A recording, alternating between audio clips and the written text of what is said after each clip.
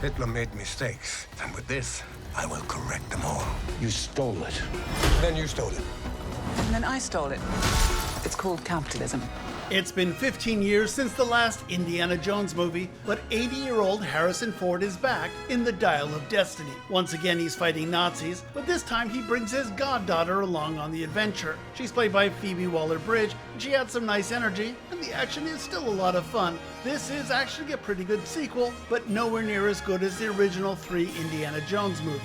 The women in our family have the mighty power to turn into giant Kraken. I just want to be Ruby Gillman, normal teenager. Ugh, boo. Where's the fun in that? You have powers beyond your imagination. Ruby Gillman is a teenage girl who fears that she's a monster, and that's probably because she is actually a Kraken hiding out at her local public school. This is a charming parable about girls and growing up. It's all set against a war between mermaids and the Krakens for control over the oceans. Surprisingly, Ruby Gillman is a lot of fun, especially if you're a teenage girl. Who are you? The name's Nimona.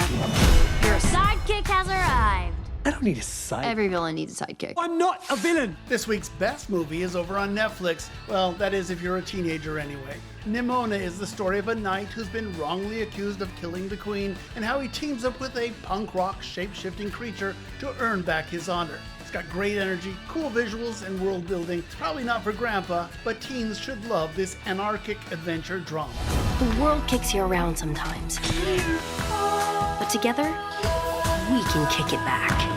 Mona, smart, kind, and sophisticated. That guy just beat his armor. He beat his armor. And that's what's new this weekend at the movies. I'm Sean McBride, the movie guy.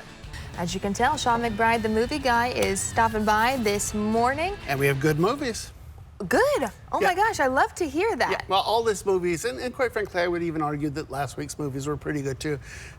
None of them are, okay, these are going on my top 10 list at the end of the year, but all of them I quite enjoyed for different reasons, you know, but obviously the big one out this week has got to be Indiana Jones and the Dial of Destiny.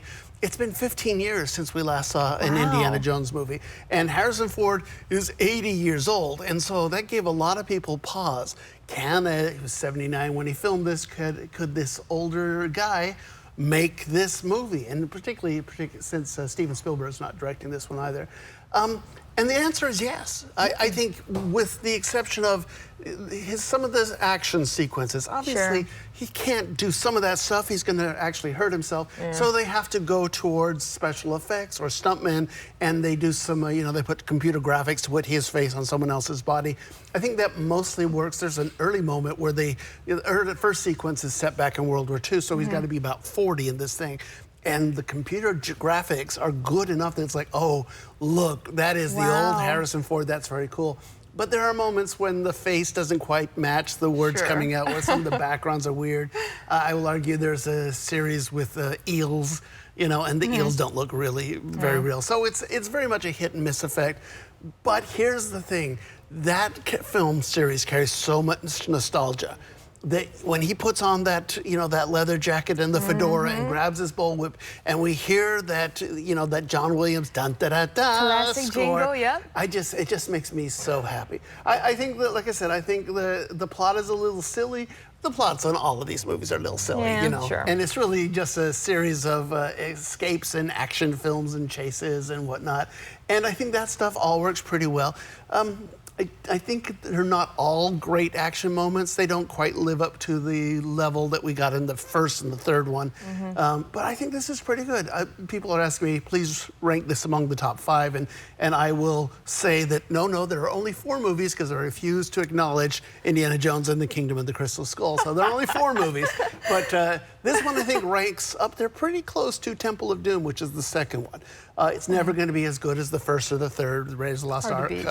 But those are classics. And I think if you're a fan of this series, you will certainly enjoy this. If you're not a fan of this series, if you've never seen them, can you believe this? Macy's not sure. Yeah. I know. Go watch the first films because there are a lot of callbacks and a lot of cameos of actors, older actors returning for this thing.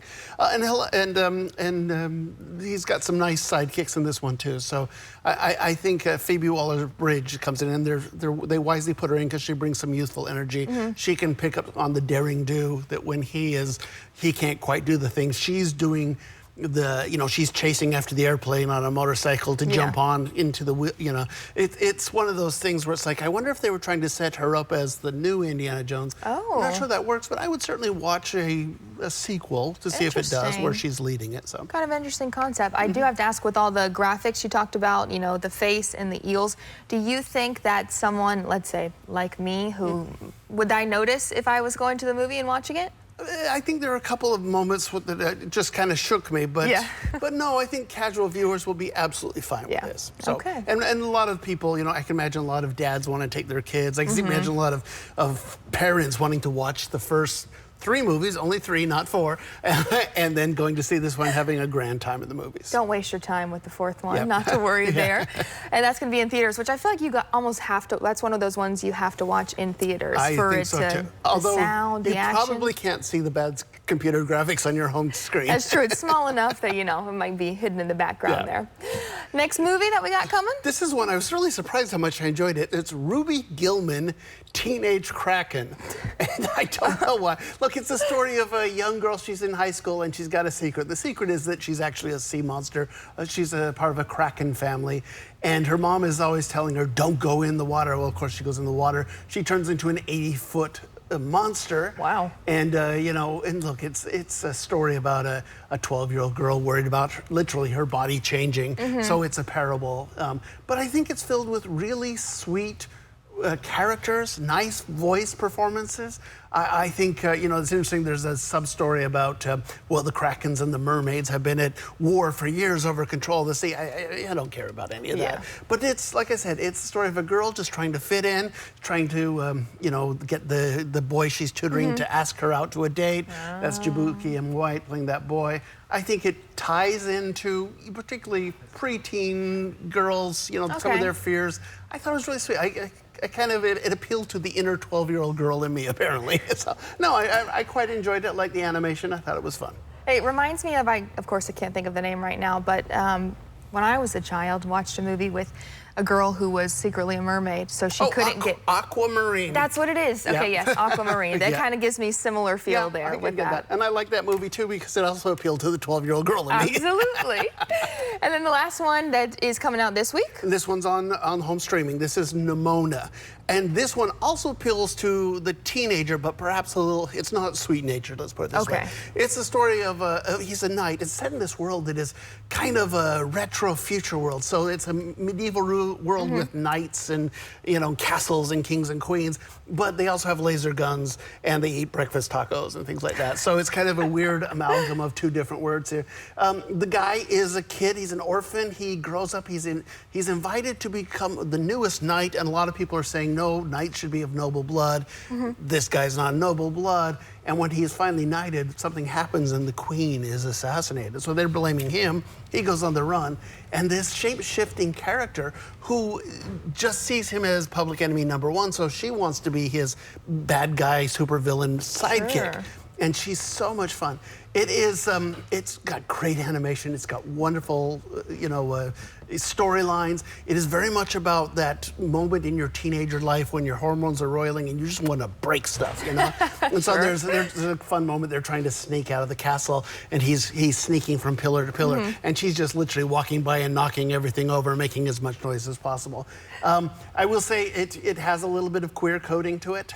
He is a gay character, and that's not mentioned upon, and she could certainly be seen as being she's non-binary, let's say that, because sometimes she's a girl, sometimes she's an elephant, sometimes she's a rhinoceros, so she's all over but I think this is a really good film. This is my favorite animated film of the year so far. Really? Yeah. Okay, well that's saying something, because you like Spider-Man. That was pretty good. Exactly, and those 2 are the 2, and Spider-Man's gonna win the Academy Award.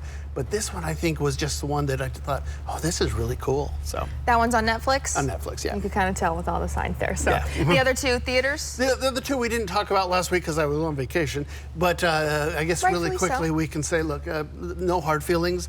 Jennifer Lawrence leaning into an R-rated comedy, a story about a pair of parents, helicopter parents that hire a woman to have sex with their son, and she can't do it because he's so backward and socially ill-adjusted. I think it's quite funny.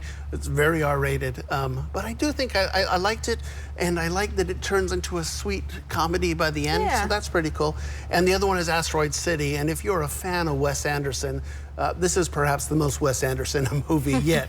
I think those people who are fans of his work will really like it. I think this is one of his better films.